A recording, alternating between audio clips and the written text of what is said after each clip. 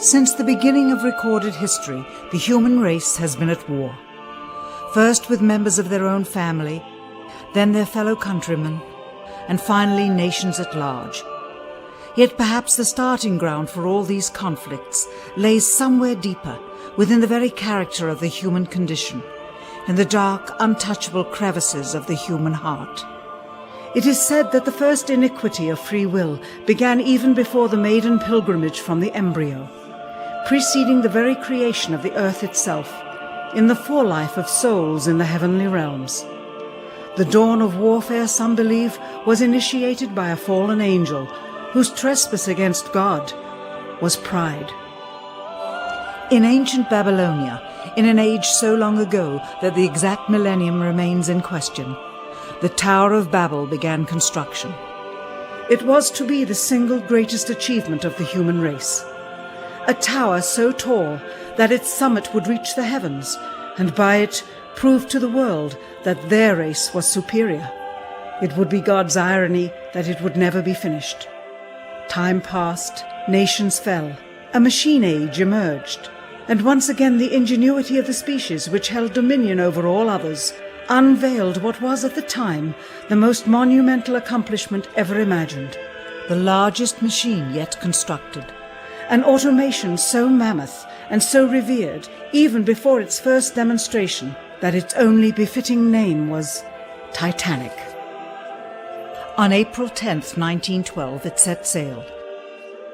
It was boasted to be the ship that God himself could not sink. It would be God's irony that the very element that was meant to keep it afloat would cause it to sink.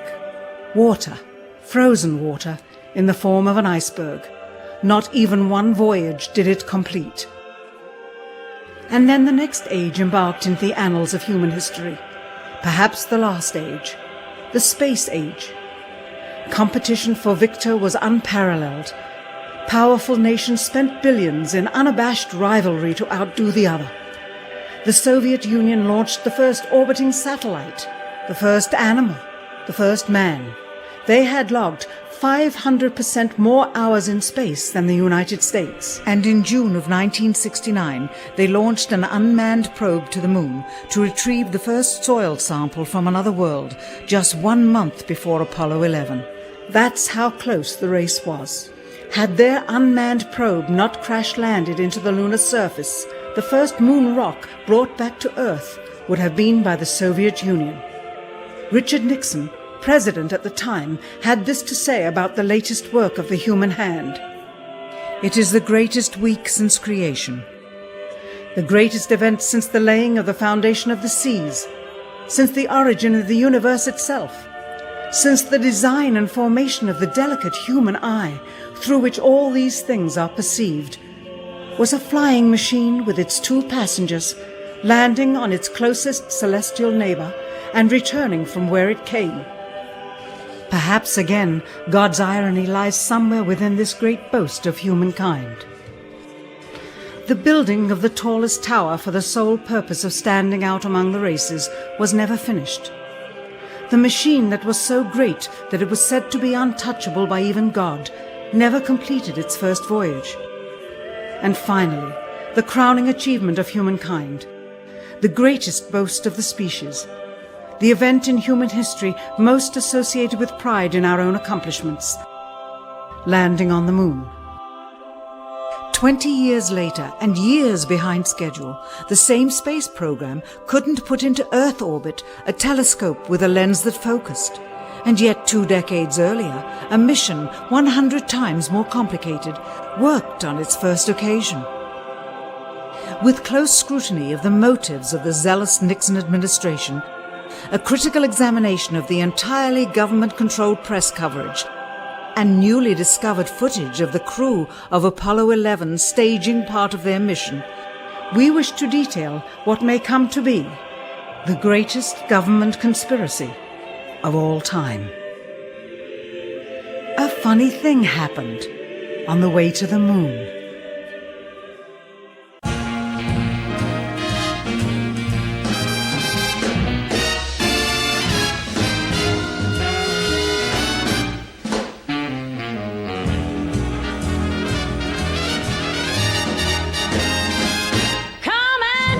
trip in my rocket ship. We'll have a lovely afternoon, kiss the world goodbye, and away we'll fly. Destination moon. We'll travel fast as a light till we're out of sight. The earth will be like a toy balloon. What a thrill you'll get riding on my jet. A destination moon. We'll go up, up, up, up, straight to the moon we two, high in the starry blue. I'll be out of this world with you, so away we'll steal in my space mobile, a supersonic, a honeymoon. Leave your cares below, pull the switch, let's go. A destination moon.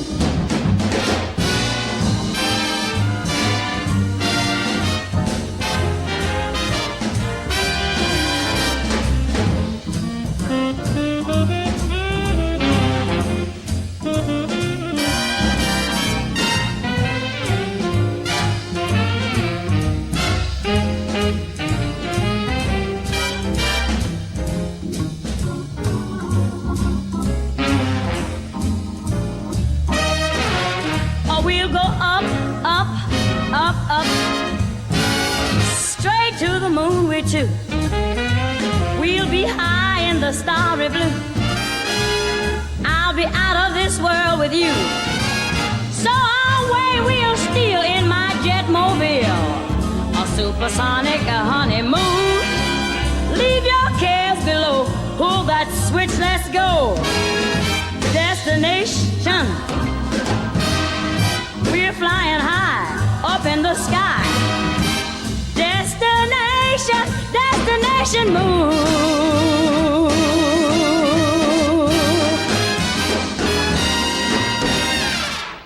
Dr. von Braun, how would you say we stand in relation to the Russians, and do you think we can ever catch up? I'm convinced that in the space field, the Russians are ahead of us, particularly in large weightlifting capability.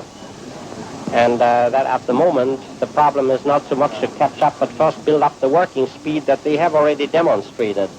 After we are running as fast as they do, there's still a considerable gap to close, and only the future will tell whether we'll manage to close that gap. We cannot and will not ever get into this race as we should, so long as all of our objectives are short-term objectives. We've got to have no finite end to our objectives. The end of our objectives should be as far as we can see at any given time. But right now, we need a 10 to 12-year program that has as its ultimate goal the manned domination of space. And if we don't, we're going to be in trouble. I believe that this nation should commit itself to achieving the goal before this decade is out of landing a man on the moon and returning him safely to the earth. We must assure our preeminence in the peaceful exploration of outer space, focusing on an expedition to the moon in this decade. T-minus 60 seconds and counting. We passed T-minus 60. 55 seconds and counting. Neil Armstrong reported back when he received the good wishes. Thank you very much. We know it will be a good flight. Good luck and Godspeed. 40 seconds away from the Apollo 11 liftoff. All the second stage tanks now pressurized. 35 seconds and counting. We are still go with Apollo 11. 30 seconds and counting. Astronauts report it feels good. T-minus 25 seconds. 20 seconds and counting. T-minus 15 seconds. Guidance is internal. 12, 11, 10, 9. Ignition sequence start. 6.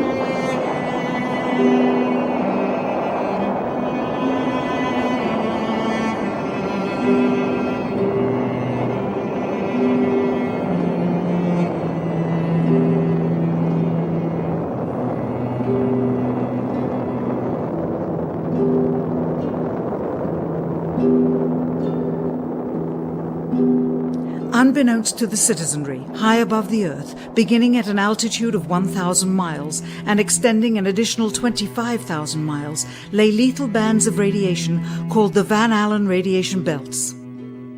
Every space mission in history with humans on board, from both the United States and Soviet Union, from the first in 1961 to the present, has been well below this deadly radiation field. Mercury, Gemini, Soyuz, Skylab, the Space Shuttle, all maintained altitudes well below 1,000 miles. All except Apollo. The more experienced Soviets spent 100 hours in space for every 20 hours of the US. In order to survive the hour-and-a-half journey through this radiation field necessary to reach the moon and return, solid lead shielding between the astronauts and the exposure outside would be required. The mammoth Saturn V rocket used by Apollo was already 35 stories tall and weighed as much as a battleship. To add additional tonnage in the form of a lead barrier completely surrounding the crew members would have made it impossible for the vehicle to get off the ground. That is why the Soviets, though more advanced, only sent an unmanned probe to the moon. The Apollo spacecraft's narrowest shielding was less than 1/8 of an inch of light aluminum. In 1998, the Space Shuttle flew to an altitude of 350 miles, one of its highest altitudes ever, hundreds of miles below the beginning of a field of radiation that was so severe that the astronauts inside of their shielded spacecraft and inside of their shielded spacesuits saw flashes of light with their eyes shut that they described as shooting stars, due to radiation penetrating first the shuttle's shielding, then their spacesuit shielding, then their skulls, and finally the retinas of their closed eyes. As a result, CNN issued the following report noting NASA's unpredicted surprise. The radiation belt surrounding Earth may be more dangerous for spacewalking astronauts than previously believed. Scientists say the phenomena known as the Van Allen belts can spawn killer electrons when the Earth's magnetic field changes. These electrons that are being studied could have an important effect, not only on satellites, which has happened in the past, but could also affect the astronauts by creating large doses of radiation that could influence their health.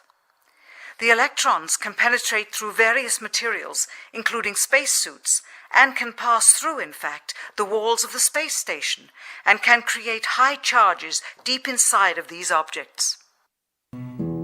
President Kennedy, a man of political, not scientific background, set the irrevocable goal of landing a man on the moon by the end of the 1960s, just days after America's first astronaut had spent a mere 16 minutes in space, not even achieving a single orbit around the Earth. We choose to go to the moon in this decade and do the other things, not because they are easy, but because they are hard. We take an additional risk by making it in full view of the world. But as shown by the feat of astronaut Shepard, this very risk enhances our stature when we are successful. The technology necessary to launch the massive Saturn V rocket and an intercontinental ballistic missile is 95% similar. When the Soviet Union launched mankind's first satellite, Sputnik, in 1957, there was grave concern that they had mastered space ahead of the United States and might use this advantage to launch a first nuclear strike from an orbit high above North America. When they also put the first animal in space, then the first man in space, then achieved the first spacewalk, the first crew of 3, and the first ever of 2 simultaneously orbiting spacecrafts, concern turned to fear and then horror as America watched their communist enemy achieve all these firsts with no hope in sight of ever catching up. President, a member of Congress said today that he was tired of seeing the United States second to Russia in the space field. I suppose he speaks for a lot of others. What is the prospect that we will catch up with Russia and perhaps surpass Russia in this field? However tired anybody may be, and no one is more tired than I am, it is a fact that it's going to take some time, and I think we have to recognize it. They secured these large boosters which have led to their being first in Sputnik and led to their first putting their man in space. We are, I hope, going to be able to carry out our efforts with due regard to the problem of the life of the man involved this year. But we are behind. If it was impossible to better the Soviets in the space race, which was really a race of technological armaments, what could be done? How could America offset the threat of superior weaponry? Throughout the history of rivalry and war, astute generals of lesser armies than their counterparts have used deceit and misinformation as a method to achieve victory.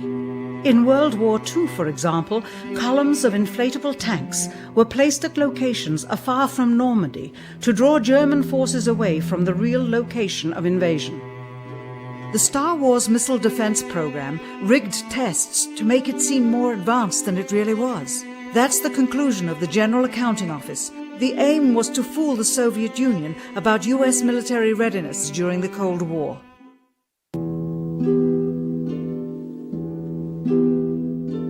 Certainly, it was not possible to fool just the Soviets about US strategic capability in the 1960s, while somehow informing 200 million Americans of the truth secretly. In order for them to believe the United States had the capability to go to the moon, everyone would have to believe it. Furthermore, the pride of a nation was at stake, and the goal of a martyr, not to mention the growing unrest domestically of a government throwing tens of thousands of lives away in a foreign war riddled with contradiction and ambiguity. In addition, the Apollo program had already spent billions of dollars. If it failed to achieve its goal with such an investment, it would indeed be a large and bitter pill for the taxpayers to swallow. The cost of the program, whose sole goal was to be the first to plant a flag on the lifeless rock just outside the Earth, if adjusted for inflation to the 21st century, was $135 billion. With a profit margin of just 7%, this would be equal to over $9 billion profit going to the privileged contractors chosen by their friends at NASA. If the machinery was in fact only achieving Earth orbit, as other earlier missions had already done, then the completion and functionality of the other components would not have been as important, and even more profit would have been made. $135 billion could feed 2 million people for their entire lives. It could also buy 2 million two-bedroom houses. Yet how could such an undertaking be kept secret, and for such a long time?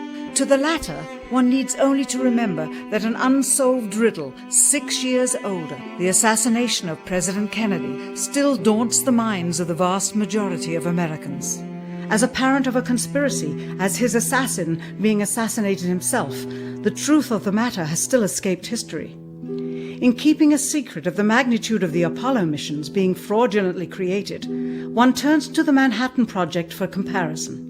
Surreptitiously building the first nuclear bomb during the early to mid-1940s involved 129,500 people over a 3-year period. Yet the secret did not get out. A quarter century later, the art and technology of espionage inevitably improved, narrowing dramatically the number of players in the know of a large clandestine operation. Just 1 year before the first mission to the moon, NASA launched the Tetra satellite, specifically designed to simulate flight data coming from the moon, so that the ground crews could rehearse the landing, much as the astronauts did in their own simulations. Had it not supposedly fallen back to Earth, all that would have been needed during the actual flight would be a repeat of one of these computer programs, with a few original variations, transmitted to the satellite for rebroadcast to Houston. Scores of computers and their deceived operators on the ground would then receive prearranged information, including the alleged location, altitude, and fuel consumption of the spacecraft, as if it were descending to the moon's surface. If the Soviets tried to find the actual location of an Apollo crew in the hundreds of thousands of miles surrounding the Earth and the moon, it would be tantamount to trying to find a rowboat in the Atlantic Ocean. The fact that the Apollo program was so departmentalized, with various construction and test sites around the country, meant that only a few people saw the whole picture. And for the first time ever, there was no independent press coverage of such an historical event. Whatever pictures and sound were distributed to the public were strictly controlled and previewed by the federal government. They were then disseminated unchecked until this hour. For who would realize that the unthinkable was not only possible, but absolutely true?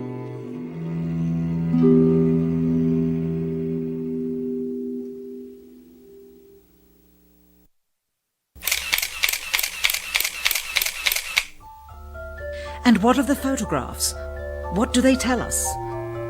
On 3 separate occasions, our office asked NASA's Public Relations Department for every single picture of an astronaut on the surface of the Moon, just during the maiden voyage of Apollo 11.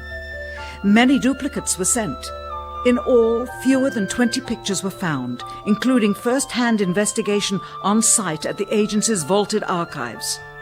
Quite surprising, considering the historical significance of the event. These very photographs are the same ones circulated year after year on anniversary commemorations. It is estimated that in just the first 60 minutes on the Moon, motivated by the tenuous nature of the circumstances, many more exposures could have been expediently taken. Also surprising is the scarcity of photographs of the mission's chief pioneer, Neil Armstrong, the greatest achievement in human history, and of the man whose first step echoed around the world, dawning a new age of scientific enlightenment. There is only one full-body picture of him on the Moon, besides this ghostly reflection. This one, taken by an automatic camera mounted on the side of the lunar module. Perhaps he feared liability should the whole conundrum later become unraveled. Perhaps he has forgotten that he attested to the authenticity of the event with his signature on this plaque engraved by the federal government.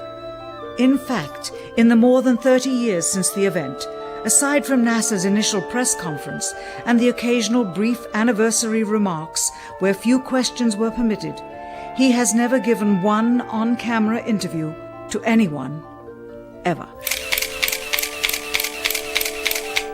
From an analytical standpoint, photographic anomalies have to be sought out with an understanding of lighting and shadows. The most straightforward is simple. When objects are lit solely by the sun, as all the scenes on the Moon were said to be, after all, lighting equipment was not only impractical, it was unnecessary in bright sunlight, then all shadows, regardless of the landscape, will run parallel with one another and never intersect, as shown by this example. In these seldom-seen photographs, obtained from a rarely used auxiliary NASA archival site, it is clear that these scenes were lit with artificial light. These shadows, which are cast at different angles, are evidence that a second light source is being used. In addition, the sun would not cause an isolated hotspot like this, only an artificial light would. Again, intersecting shadows and another hotspot. And again. And again. It is simply impossible for this picture to have been taken with sunlight on the Moon. Here, the shadows are shown to be as black as pitch. And yet here, completely in a shadow, the astronaut is lit up like a Christmas tree. How can this be? Or this, on the shadow side of the lunar module. In this magnification of an Apollo photograph, a rock, very likely a papier-mâché prop because of the crease here, is categorized with the letter C.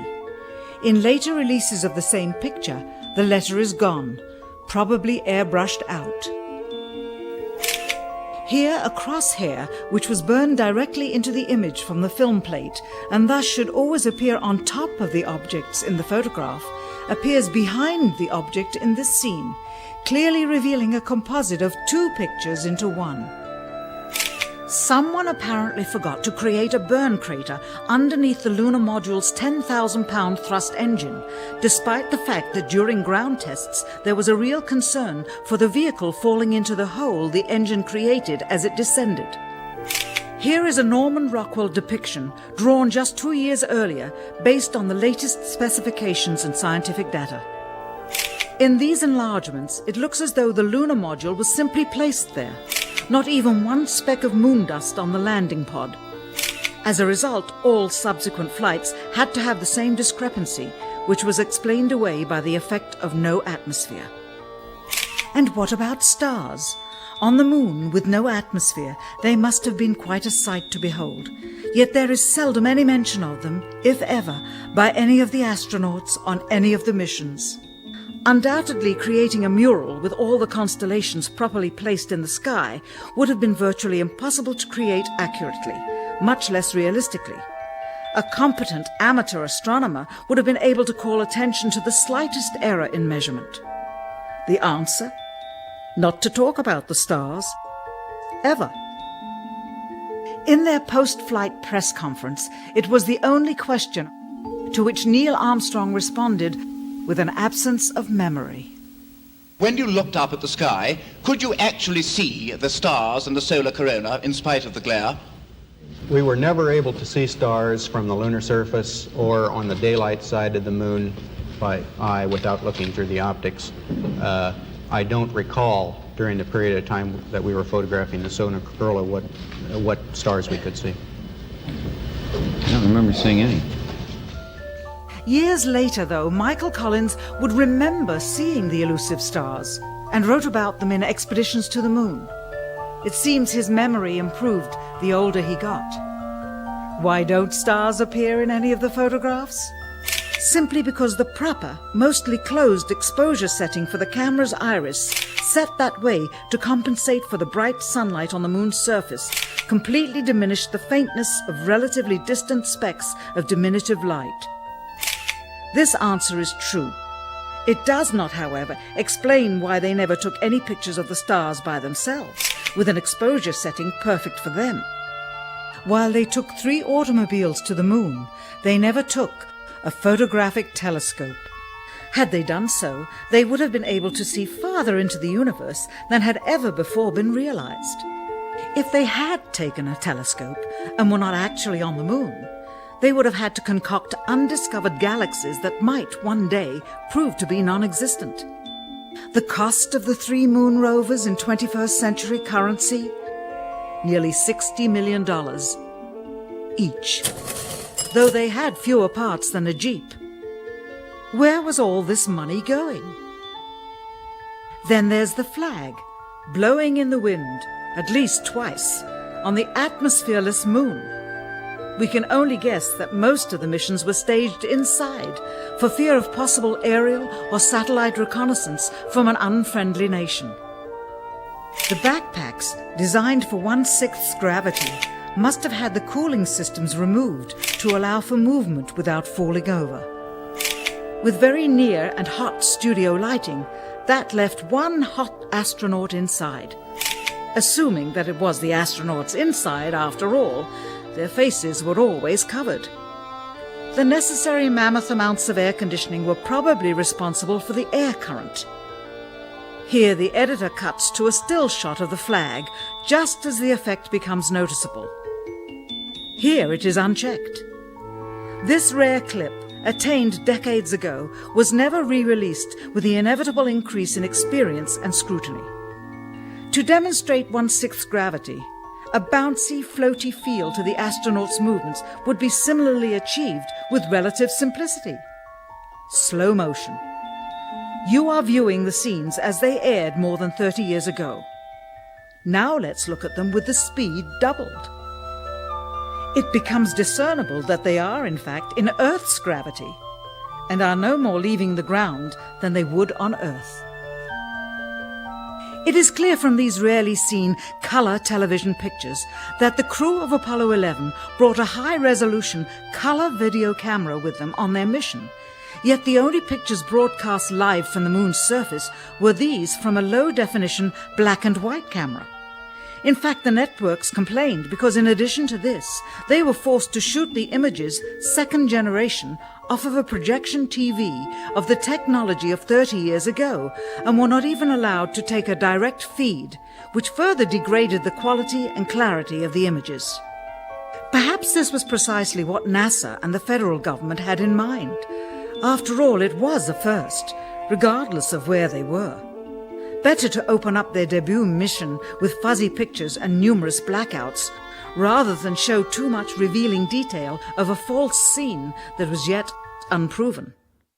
And finally, the element that seals their fate. Of all the footage of Apollo 11 requested from NASA over a 5-year period, one gem was discovered just before the completion of this documentary. An old reel received by mistake. It contains the raw or unedited footage of the crew of Apollo 11, Michael Collins, Edwin Aldrin Jr. and Neil Armstrong, staging part of their mission for nearly an hour in living color, with exceptionally clear behind-the-scenes audio of conversations discussing the techniques used to achieve a disingenuous picture depicting the Earth at a distance, in order to falsely demonstrate their far journey from it and their ability to survive passing through the Van Allen radiation belts. It cannot be misconstrued that this staging was done for some other reason prior to the mission, for the reel itself is slated and dated July 18th, 19th and 20th, 1969, the very days of the mission when they were said to be approaching and achieving lunar orbit. Furthermore, it is apparent they are in genuine zero gravity aboard the actual spacecraft, necessary to convince the mass media of their authenticity, just not any further than Earth orbit, as you will see. In this never-before-seen or heard footage, not only is the radio conversation between the astronauts and Houston Control audible, there is a secondary, private conversation taking place between the crew and a third confidential party, prompting the astronauts with what to say, when to speak, and how to effectively manipulate the camera to achieve the desired misleading effect. NASA claims that the Houston transmissions were the only ones taking place with the astronauts. Listen now as Houston Control initiates a conversation with the crew, only to find them too preoccupied with the behind-the-scenes trickery to respond. Moments pass and the oversight is picked up on by the clandestine third party, who quickly prompts them with talk. Immediately, Neil Armstrong speaks. Hello, Apollo 11. Houston, Goldstone says that the TV looks great. Over.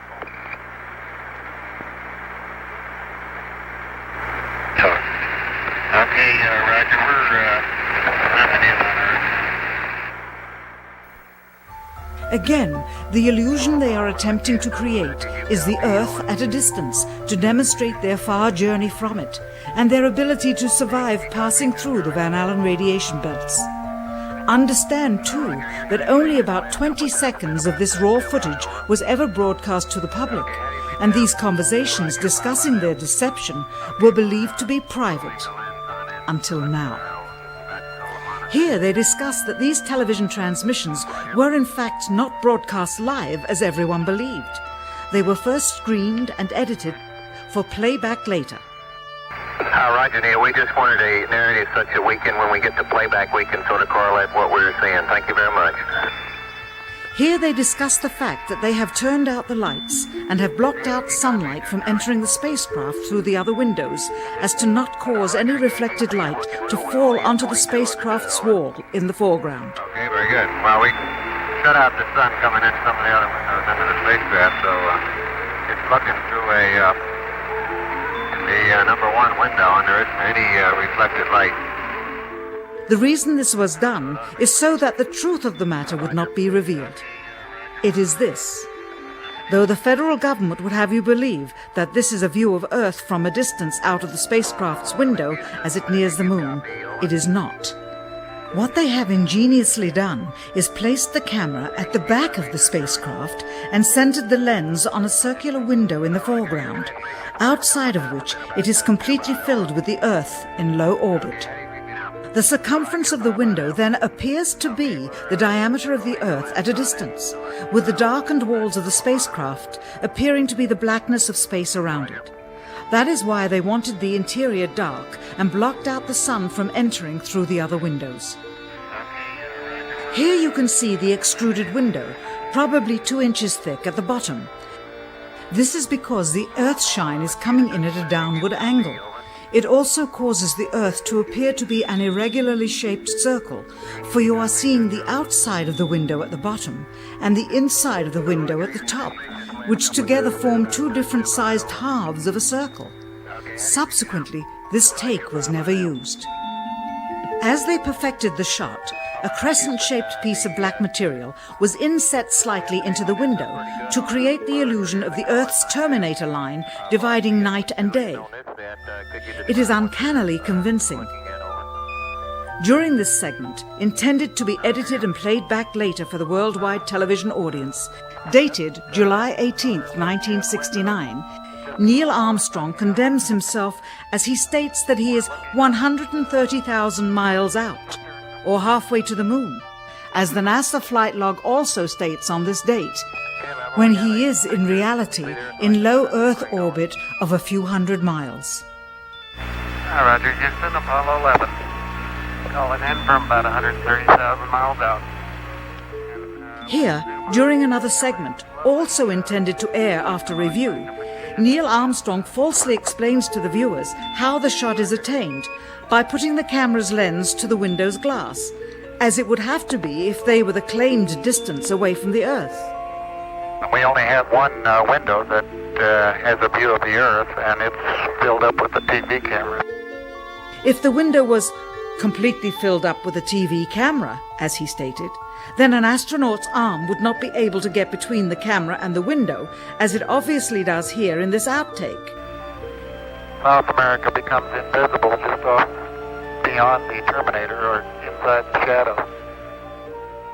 You can also notice how the astronaut operating the camera reacted to the mistake by attempting to pan away from it. Blue cast, see white bands of major cloud formations across the Earth. This is a segment that they believed wasn't even being recorded, much less suitable for broadcast, for the lens was being zoomed out and the scene was being changed to that of an interior of the astronauts at work, and apparently the stop button popped back up on the recorder without notice. Here is the diffused work light that they used to see camera controls, but not throw light onto the spacecraft's wall. Here they remove part of the crescent insert.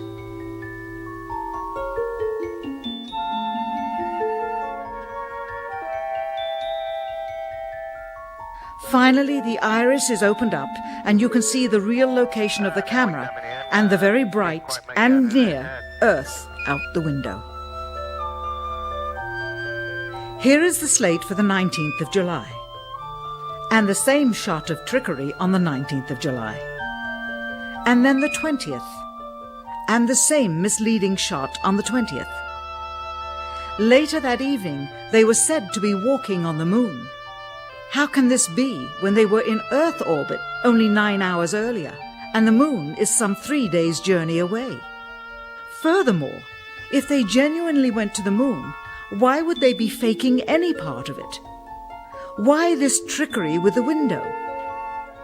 By faking being halfway to the moon, it becomes apparent that they did so because they could not even go halfway. It thus confirms that the stumbling block to their success was the lethal radiation of the Van Allen radiation belts. Since the same equipment was used on the subsequent missions in the 40 months that followed, none of them could have gone to the moon. They only increased their proficiency at staging them. When some TV viewers of the second manned mission to the moon telephoned the networks complaining that reruns of I Love Lucy were being interrupted, it became clear that for the taxpayers, once was enough. But it wasn't enough for the government and contractors. Billions of dollars of pure profit went with each return. How coincidental that the following mission would have the element of life and death jeopardy. Apollo 13.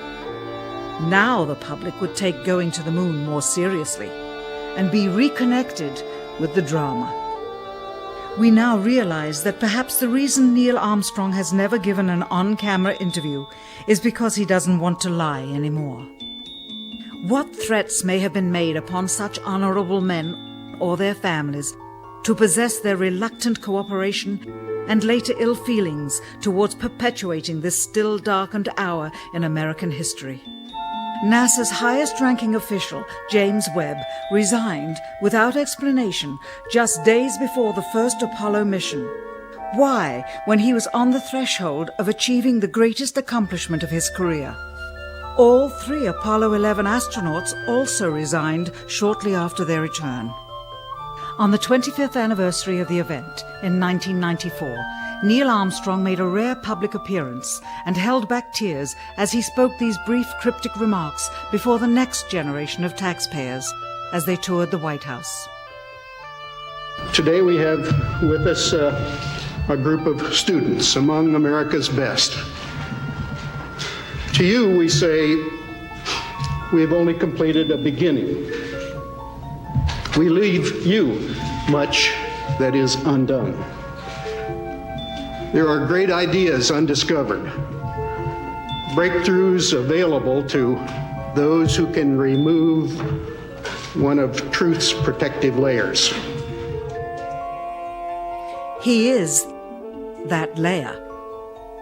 Perhaps someday soon, with the uncovering of this footage and its meaning, the true patriots of America will rise up or come forward and free the citizens and themselves from the sin that so easily entangles and from a federal government that needs to have the gangrene cut off. Even if the government's destruction would come from the truth, then it is not worthy to stand, and its betterment would inevitably follow. All of us are mortal. All of us will die. Perhaps the seeking of a clear conscience before that hour will motivate the truth into the light. Perhaps as citizens we should offer amnesty for this and other crimes of history, for facts from those involved, before the truth perishes with them. Why must we wait until the year 2017 to open the Kennedy assassination files? Perhaps they will not even be opened then, for the law that reluctantly stipulates their release says so with this clause, quote, with the exception of documents certified for continued postponement by the President. Whoever believes the citizens to be too immature for the truth are too immature for power. The truth will always set us free.